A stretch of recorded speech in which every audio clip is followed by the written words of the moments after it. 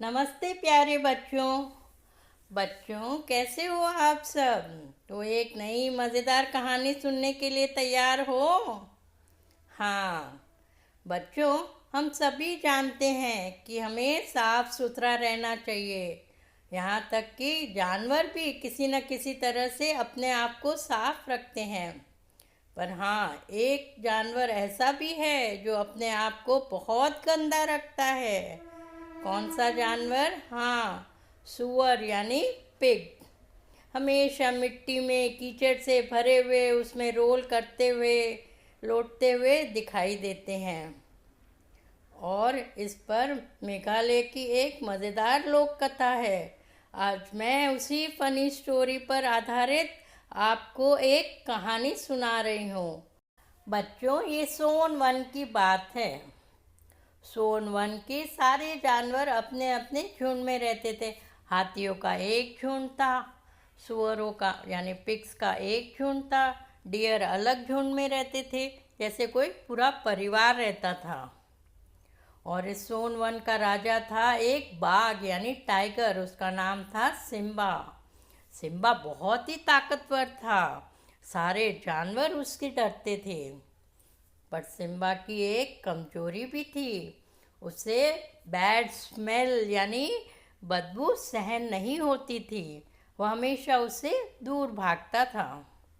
इसी जंगल में पिगी नाम का एक छोटा सा सुअर रहता था। सुअर यानी पिग। उसके परिवार में उसके दादा दादी, मम्मा पापा, चाचा चाची सभी थे। सभी एक साथ झुंड बनाकर रहते थे और छोटा होने के कारण सभी का लाडला दुलारा था। पिकी बहुत ही नटखट, बहुत ही शैतान था। हर समय खेलता रहता, उछलता रहता। मिट्टी में लौटना तो उसे सबसे ज़्यादा पसंद था। एक दिन की बात है, पिकी खेल कर घर आया। मिट्टी से लथपथ था। कहा, मम्मा मम्मा बहुत भूख लगी है। उसकी मम्मा ने कहा, पिगी देखो कितने गंदे हो, मिट्टी से भरे हुए हो, कितनी बदबू आ रही है। जाओ पहले तालाब में जाकर अपने आप को साफ कर लो, नहा लो, फिर आओ, मैं खाना दे दूंगी। पिगी कहाँ आ गया? तालाब पर। अभी वह मिट्टी साफ कर ही रहा था कि उसे भारी पच्चा फुटस्टेप सुनाई दिए। जैसे ही पीछे मुड़कर देखा, वह तो सक पका गया, डर के मारे कांपने लगा। क्यों? क्योंकि उसने देखा सिम्बा यानी जंगल का राजा तालाब के पास आ रहा था। सिम्बा के हाथ उस दिन अच्छा शिकार लगा था। पेट तो भरा हुआ था। वह पानी पीने नदी पे आया। उसे देख पिग्गी सोचने लगा, हाय राम, अब क्या करूं? ये सिम्बा तो आज मुझे मार ही डालेगा। मैं तो इससे कितना कमज़ोर हूँ। कैसे बचूं इसके चंगुल से? मन ही मन भगवान से प्रार्थना करने लगा, हे भगवान, मुझे आज बचा लो, मेरी रक्षा कर लो। वह इतना डरा हुआ था, इतना डरा हुआ था कि उसके तो जैसे पाँव जम ही गए। वह तो भागना ही भूल गया। तभी उसने देखा कि सिम्बा पानी पीने के लिए झुका। उसकी तरफ ध्यान ही नहीं दिया था। पानी पीने के लिए झुका, लेकिन बिना एक बूंद पानी पिए ही सीधा खड़ा हो गया और फिर वापस वहाँ से मुड़कर जाने लगा। असल में हुआ यूँ कि तालाब का पानी बहुत गंदा था, उसमें बदबू आ रही थी और सिम्बा से तो बदबू सहन होती नहीं थी, इसीलिए वह दूसरे तालाब की तरफ निकल गया। यह देख पिग्गी क्या सोचने लगा, उसे तो बहुत आश्चर्य हुआ, एकदम सरप्राइज हो गया। अरे ये क्या? सिम्बा तो बिना पानी पिए ही जा रहा है, मेरी तरफ तो ध्यान ही नहीं दिया। लगता है सिम्बा बहुत डरपोक है, मुझसे ही डर कर वापस भाग रहा है, जा रहा है। और यह सब सोच करके पिगी का तो सारा डर भाग गया।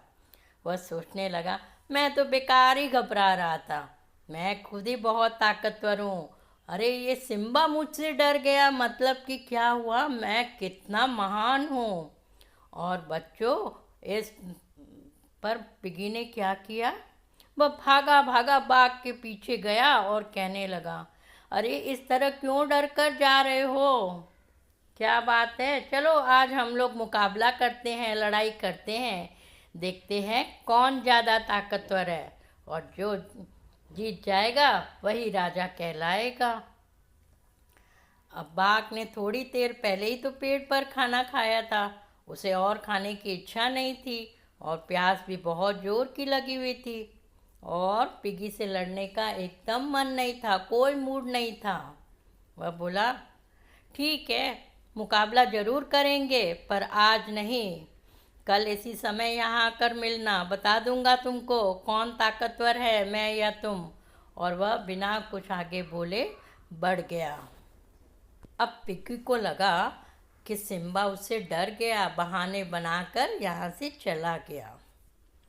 अब वो शान से घमंड से घर की तरफ टुमक टुमक के चलने लगा। घर आकर कहने लगा, अरे सुनो, कल क्या होने वाला है? कल मैं इस जंगल का राजा बनने वाला हूँ, इस सिम्बा बाघ नहीं। उसके चाचा ने कहा, अरे पिगी, ये क्या बकवास कर रहे हो? तुम्हारा दिमाग तो ठिकाने पे है या नहीं? अब पिगी ने सारी बात बताई, कैसे सिम्बा ने नदी के किनारे उससे डर कर पानी पिए बिना ही निकल गया, और जब उसने लड़ाई के लिए ललकारा तब भी कैसे लड़ने से इनकार कर दिया, बहाने बनाने लगा। इसका मतलब तो यही हुआ ना कि वह मुझसे डर गया। यह सन उसके चाचा को सारा मामला समझ में आ गया। उसने कहा, पता है सिम्बा पानी पिए बिना क्यों चला गया? अरे वह तुमसे डर के नहीं गया, तुम तो बेकार ही सोच रहे हो। वह तो बहुत ही ज़्यादा ताकतवर है, तुम उससे ताकतवर हो ये तो असंभव है, कोई और वजह होगी। हाँ, सिम्बा को बदबू सहन नहीं होती, हो सकता है तालाब का पानी गंदा हो। अब पिगी को भी कुछ कुछ समझ में आने लगा। वो सोचने लगा, हाँ सच में तो मैं ही डर गया था, वह इतना बड़ा ताकतवर है, मुझे तो आसानी से मार सकता था। वो तो मेरा नसीब अच्छा था कि मैं बच गया। ओहो, कैसी बेवकूफ़ी कर दी मैंने। फिर बोला, आप लोग ठीक कहते हो, मैं ही बेवकूफ़ हूँ, पर हाँ कल मैं तालाब के किनारे जाऊँगा ही नहीं, और कहीं जाकर के जंगल में छुप जाऊँगा, इस तरह सिम्बा से बच जाऊँगा। और फिर वह रोने लगा। उसके दादाजी उसे बहुत प्यार करते थे, सुन करके उदास हो गए, सोचने लगे, नहीं नहीं, मैं पिगी को सिम्बा के हाथों मरने नहीं दे सकता हूँ, उसे बचाना ही होगा। और वे बहुत ही होशियार थे, सोचते सोचते उनके दिमाग में एक आइडिया आ गया। पिगी को गोद में लेकर पुचकारते हुए बोला, बेटा रो मत, अब तुमने लड़ने के लिए सिम्बा को ललकारा है तो वचन के अनुसार तुमको जाना ही पड़ेगा, वरना पता है क्या होगा, सिम्बा तुम्हें खोजते खोजते यहाँ तक आ जाएगा, और जब तुम्हें नहीं पाएगा तो हम सभी को मार डालेगा। छुपना तो कायरता है, हाँ बुद्धि से काम ले सकते हैं और ताकतवर को भी हरा सकते हैं। मेरे पास एक बहुत बढ़िया प्लान है। अब पिगी को थोड़ी राहत मिली, थोड़ा धैर्य हुआ। उसने पूछा, कौन सा प्लान दादाजी? तब उसके दादाजी ने कहा, देखो ऐसा करना कि जब तुम सिम्बा से मिलने कल जाओगे तो पहले अपने शरीर पर बहुत सारी बदबूदार चीज़ें लगा देना, जैसे खूब सारा कीचड़, मिट्टी, गोबर से लेप कर लेना। विश्वास रखो, सिम्बा तुम्हें उस हालत में देखकर भाग जाएगा, लड़ाई नहीं करेगा। पता है ना, उससे बदबू बिल्कुल सहन नहीं होती। दूसरे दिन पिगी ने वही किया जो उसके दादाजी ने उसे समझाया था। मिट्टी, गोबर, सड़े हुए फल फूल उसमें खूब तरह से अच्छी तरह से लौट कर अपने शरीर पर लगा लिया।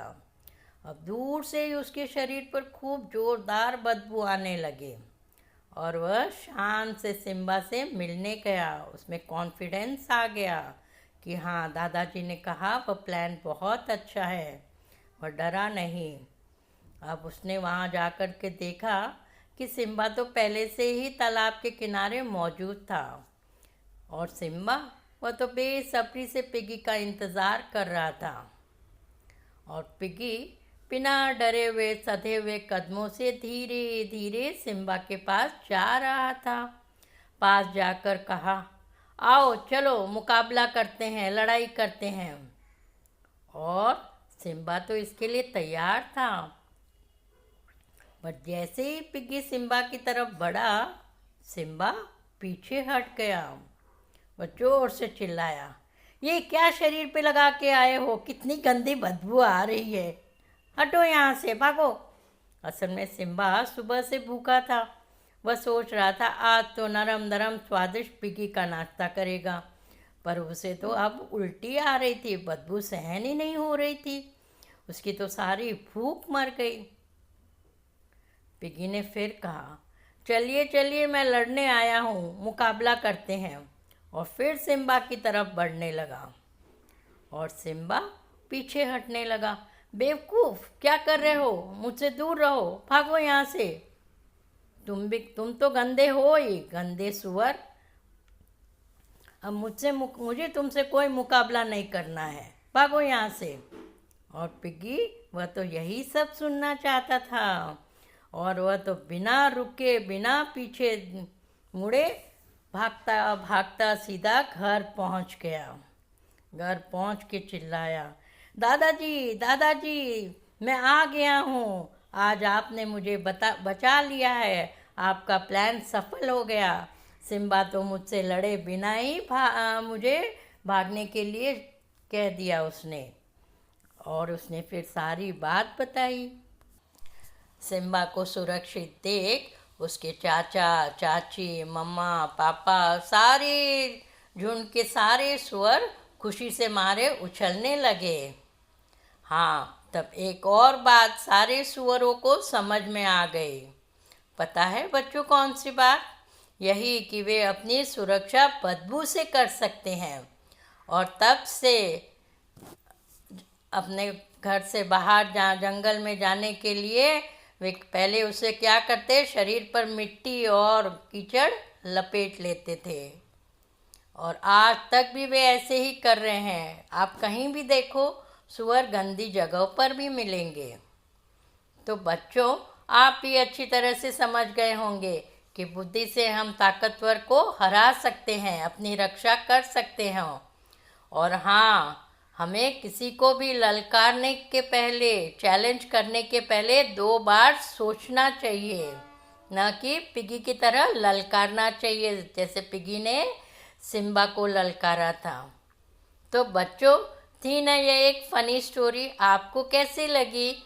और अगले हफ्ते फिर मिलूंगी एक और कहानी के साथ। तब तक गुड बाय, टेक केयर।